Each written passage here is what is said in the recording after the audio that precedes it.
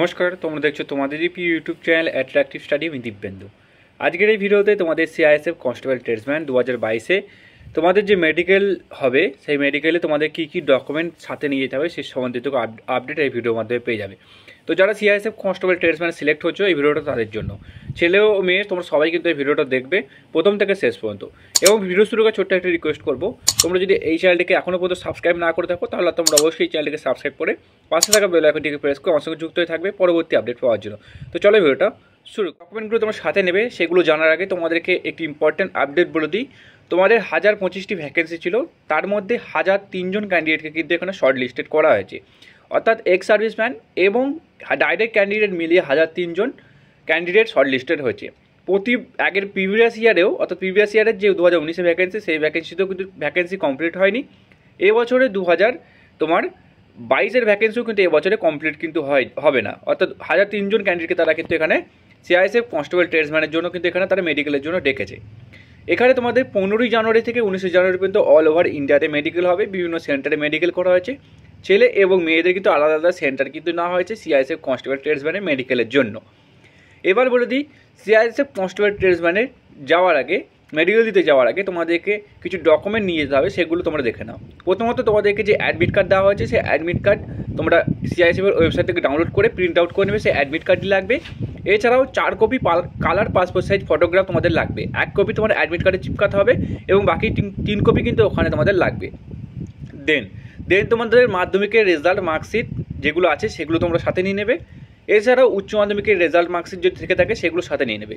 এছাড়াও তোমরা যদি গ্র্যাজুয়েশন দিয়ে থাকো তাহলে গ্র্যাজুয়েশন বা এমএ দিয়ে থাকলে এমএ, তোমরা যে কোয়ালিফিকেশান আছে সেই কোয়ালিফিকেশানের রেজাল্ট এবং মার্কশিটগুলো তোমরা কিন্তু সাথে নিয়ে নেবে। পিওবি প্রুফ হিসেবে তোমরা যে ডকুমেন্ট দিয়েছো, যদি মাধ্যমিকে অ্যাডমিট কার্ড ফিজিক্যাল সময় দিয়ে থাকো তাহলে মাধ্যমিকে অ্যাডমিট কার্ড, কেউ যদি জন্ম সার্টিফিকেট দিয়ে থাকো তাহলে জন্ম সার্টিফিকেট তোমাদের কিন্তু ওখানে সাথে নিয়ে যেতে হবে। দেন আসি তোমাদের ডোমিসাইল সার্টিফিকেট। যেহেতু এটা ক্যাটাগরি ওয়াইজ, ট্রেড ওয়াইজ এবং সেক্টর ওয়াইজ ভ্যাকেন্সি, সেই কারণে তোমাদের ডোমিসাইল সার্টিফিকেট বা পিআরসি পার্মানেন্ট রেসিডেন্ট সার্টিফিকেট তোমাদের কিন্তু লাগবে। এছাড়াও যারা ST, SC, OBC, EWS candidate আছো তাদের যে সেন্ট্রাল ফরম্যাটের কাস্ট সার্টিফিকেট, সেই সেন্ট্রাল ফরম্যাটের কাস্ট সার্টিফিকেট কিন্তু লাগবে। এছাড়াও তোমাদের আইডি প্রুফ কিন্তু লাগবে, Aadhaar card, voter card, PAN card, driving licence, এর মধ্যে যে কোনো একটি আইডি প্রুফ হলেই তোমাদের কিন্তু এখানে হয়ে যাবে। যারা এক্স সার্ভিসম্যান আবেদন করেছো তাদের কিন্তু এখানে ডিসচার্জ সার্টিফিকেট তোমাদের কিন্তু এখানে লাগবে। এছাড়া অনেকগুলো জিজ্ঞাসা করছো যে এক্সপিরিয়েন্স সার্টিফিকেট বা ট্রেড সার্টিফিকেট লাগবে নাকি। তোমরা ফিজিক্যালি যদি এক্সপিরিয়েন্স সার্টিফিকেট বা ট্রেড সার্টিফিকেট দিয়ে থাকো তাহলে তোমাদের নিয়ে যাবে তোমরা, কিন্তু এক্সপিরিয়েন্স সার্টিফিকেট বা ট্রেড সার্টিফিকেট লাগার কথা কিন্তু এখানে কিন্তু কোনোরূপভাবে বলেনি।